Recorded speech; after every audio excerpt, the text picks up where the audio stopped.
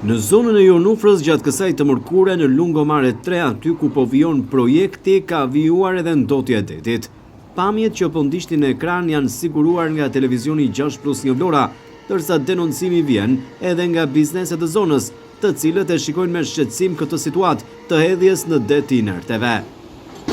Sipas pamjeve që po ndiqnin në ekran, duket ndotja që po realizohet në këtë territor bregdetar, që mund të themi një ndër zonat më të virgjëra dhe të frekuentuara nga plazhistët e pushues vendase të huaj gjatë sezonit veror.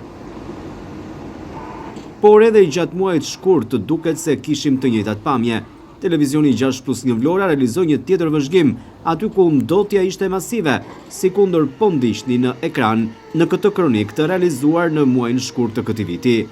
Firma e cila po realizon këtë projekt madhor që lidhet me Lungomare 3 duhet jetë e kujdesshme njëkohësisht në drejtim të punimeve dhe jo që siç thot populli, të prish shtëpi e të bëj kasole. Edhe pse vlen të përshëndetet një projekt i tillë, duhet që të mos ndotet deti e të mos krijohen problematika për biznesin, aq më tepër kur jemi edhe në prag të sezonit turistik dhe kur kjo zonë është shumë e frekuentuar për pushuesit, të cilët e shikojnë atë si një ndër vijat bregdetare më të bukura jo vetëm në Vlorë, por në të gjithë vendin.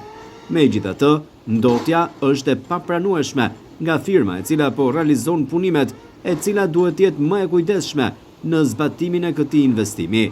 Janë bizneset e zonës ato që denoncojnë këtë ndotje, ndërsa kjo nuk është era e parë që zona bregdetare në Jonufër apo edhe deri në Orikum ndotet nga firma që po realizon punimet në këtë projekt të rëndësishëm të qeverisë.